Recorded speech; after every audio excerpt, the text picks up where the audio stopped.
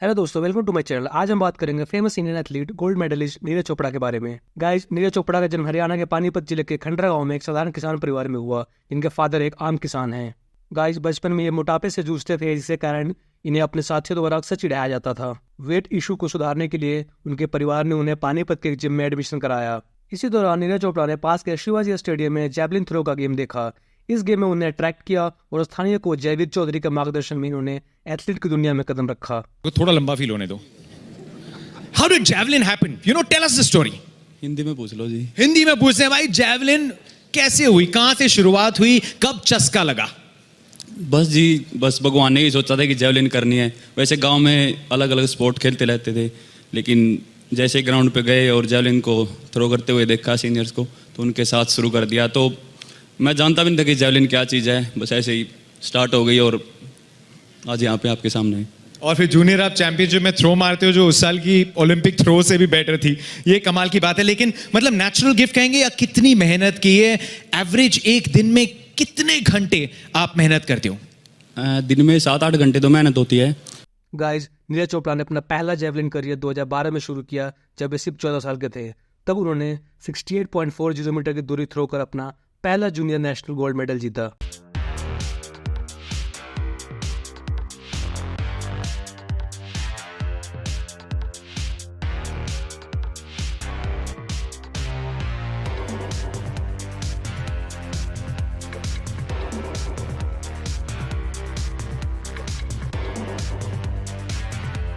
इसके बाद उन्होंने 2013 से 2015 तक लगातार अपने गेम में सुधार किया और अपनी एज ग्रुप में कई नेशनल रिकॉर्ड तोड़े। तब उन्होंने पंचकुला के ताऊ देवीलाल स्पोर्ट्स कॉम्प्लेक्स में कोच नसीम अहमद से ट्रेनिंग शुरू किया। 2015 तक मेरे पास ट्रेनिंग की उसने, और नीरज के साथ साथ और 3-4 बच्चे थे जो जेवलिन करते थे। एक मोनू नरेंद्र, खुद 2 बार ओलंपिक खेला है, एशियन पैरा में सिल्वर मेडलिस्ट है। गाइस, 2016 में साउथ एशियन गेम्स में इन्होंने 82.23 मीटर की दूरी के थ्रो के साथ गोल्ड मेडल जीता और इंडियन नेशनल रिकॉर्ड की बराबरी की। There he goes. He's got the jump, and this time around there's a cry of war on his face. How much has he got? Way above! This is absolutely brilliant! Has he gone beyond the competition? This is surely above 85. Has he bettered his personal best? With Paddy we see it in another way. It swivels slightly in the breeze. It's lucky it just landed in. You see, it had gone beyond the white line, it would have been out. It would have been negative. So he's swiveled, but he's got the power. And let's see the distance now. He's very confident that he's thrown a huge distance.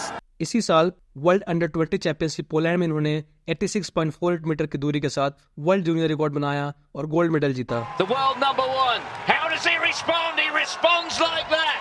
That is brilliant. That threatens the world record. That's how good that is.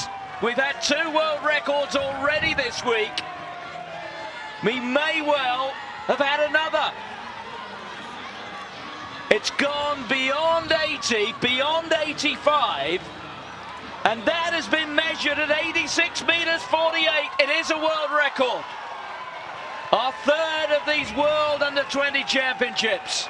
लेकिन इसके बावजूद time limitation के कारण 2016 के Rio Olympics में qualify नहीं हो पाए। गाइस, 2017 में नीरज चोपड़ा का सीनियर करियर की शुरुआत हुई और भुवनेश्वर में एशियन एथलेटिक्स चैंपियनशिप में 85.23 मीटर के थ्रो के साथ गोल्ड मेडल जीता। फिर 2018 में ऑस्ट्रेलिया के गोल्ड कोस्ट में कॉमनवेल्थ गेम्स में उन्होंने 86.47 मीटर के थ्रो के साथ गोल्ड मेडल जीता और ऐसा करने वाले पहले इंडियन जेवलिन थ्रोअर बने। Chopra set a world record at junior level. What can the Indian do? First up, wonderful in qualifying. Oh, good throw. Great leverage, great height, great distance over the 85-meter mark. Remarkable.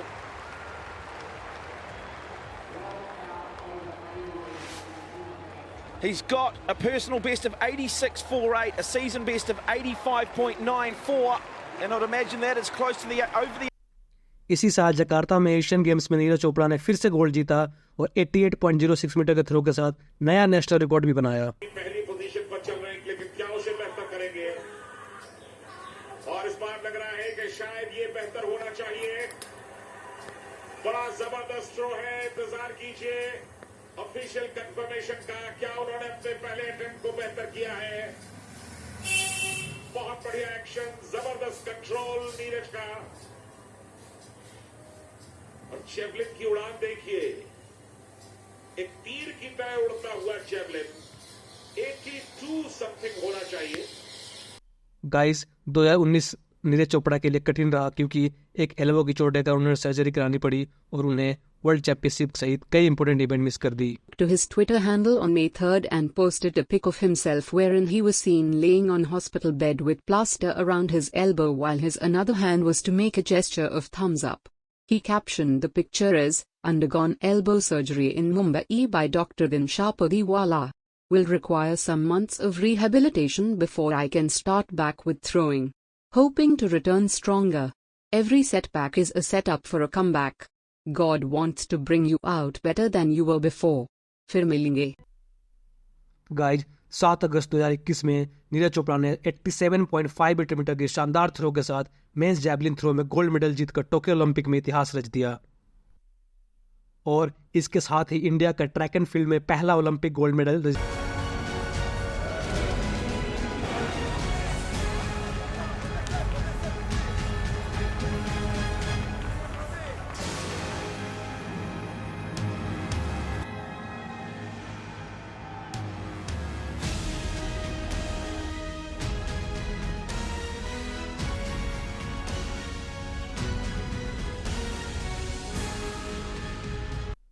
Shooting में अभिनव बिंद्रा के बाद individual Olympic gold जीतने वाले दूसरे भारतीय बने। Tokyo की जीत के बाद पूरे देश में जश्न मनाई गई और उन्हें देश के हर कोने से बधाइयां मिली, जिससे वह नेशनल हीरो बन गए।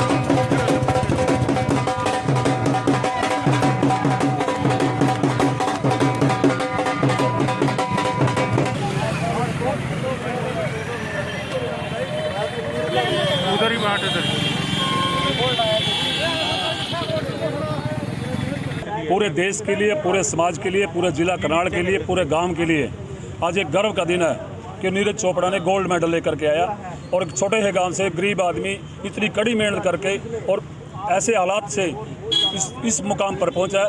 आज पूरे देश को और पूरे समाज को गर्व होना चाहिए। देखिए ये हमारे लिए बहुत गर्व की बात है। और साथ में इन्हें टोटल 13 CR कैश प्राइज और आनंद महिंद्रा की तरफ से special gold edition XUV 700 car मिली। फिर 2022 में फिनलैंड के पावो नुर्मी गेम्स में नीरज चोपड़ा ने 89.30 मीटर के थ्रो के साथ अपना नेशनल रिकॉर्ड तोड़ा और सिल्वर मेडल जीता।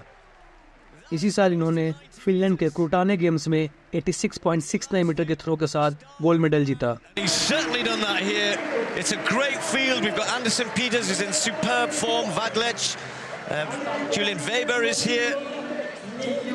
But Chopra, the first time we've seen him on the circuit this year, and what a way to start for him.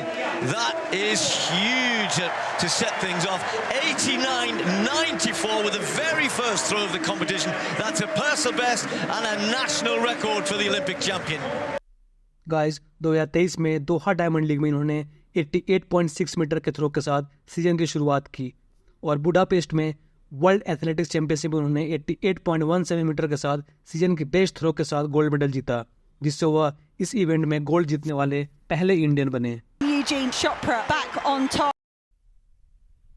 इसी साल अक्टूबर में चाइना में हुए एशियन गेम्स में 88.88 मीटर की थ्रो के साथ गोल्ड मेडल अपने नाम किया। On Neeraj Chopra as he runs through for his fourth try, trying to pit his countryman, the Indian Kishore Kumar Jena. He does pit his countryman. He gets himself into gold. Cometh the hour, cometh the man, cometh the throw. That's Neeraj Chopra in a nutshell. And that's his ban. As we've always been saying, so consistent. That is the beauty, that is the class of Neeraj Chopra. It doesn't matter whether it's Hangzhou, Eugene or Budapest. Between 86 to 80. इसके बाद अगस्त 2024 इसी महीने Paris Olympics में इन्होंने 89.45 metre की throw के साथ silver medal जीता। गाइस, नीरज चोपड़ा को आउटस्टैंडिंग परफॉर्मेंस इन एथलीट्स के लिए 2018 में अर्जुन अवार्ड से नवाजा गया और साथ में 2030 में विशिष्ट सेवा मेडल, 2021 में मेजर ध्यानचंद खेल रत्न अवार्ड और 2022 में पद्म श्री अवार्ड मिला, जो कि इंडिया का 4th हाईएस्ट सिविलियन अवार्ड है। श्री नीरज चोपड़ा, खेल जेवलिन।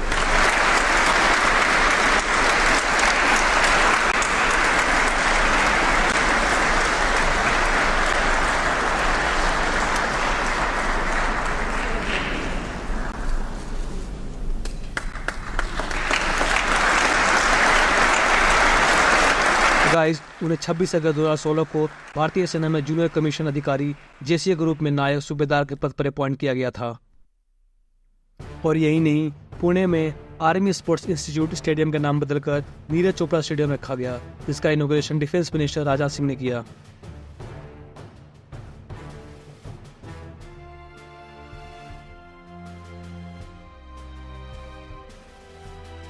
क्या कहना चाहेंगे? और गाइस, नीरज चोपड़ा एक एड एंडोर्समेंट के लिए ईयरली 4 करोड़ लेते हैं और इनका टोटल नेटवर्थ 40 करोड़ से भी ज्यादा है। Indian sports owner guys, Neeraj Chopra केवल अपने एथलेटिक स्किल के लिए नहीं बल्कि अपने हम्बल नेचर, डेडिकेशन और सेल्फ डिटर्मिनेशन के लिए भी फेमस हैं। हरियाणा के एक गांव से एक ग्लोबल स्टारडम तक की उनकी जर्नी काफी इंस्पिरेशनल है। थैंक यू सो मच और बहुत बहुत धन्यवाद इंडियन स्पोर्ट्स ओनर। घना मजा आएगा ये अवार्ड लेगा। और इस अवार्ड की डाल सारे जो आदमी बैठे हैं वो बहुत सुंदर हैं, घने सुथरे हैं और यह शाम भी बहुत बढ़िया रही। Thank you so much. और ये अवार्ड मैंने मोटिवेट करेगा अगले आने वाले ओलंपिक खातर और अगले जो भी गेम है, तो मैं कोशिश करूंगा फिर तो अपने देश का नाम रोशन करूँ। वाह, क्या बात है। पूरा हरियाणा एक साथ खड़ा है इस समय स्टेज पर। कंग्रेचुलेशंस। एंड एक बार विराट जी को और अनुष्का जी को भी बहुत बहुत धन्यवाद। बहुत ही अच्छा लगा। क्रिकेटर्स, फुटबॉलर, सभी ओलंपिक एथलीट्स यहाँ पे हैं, तो बहुत मज़ा आ रहा है। सही में बहुत पॉजिटिव एनर्जी है यहाँ पे। गाइस, आज के लिए बस इतना ही। कमेंट करके बताओ वीडियो कैसी लगी और प्लीज़ चैनल सब्सक्राइब कर लेना और बेल आइकन दबाना मत भूलना। Thank you. जय हिंद।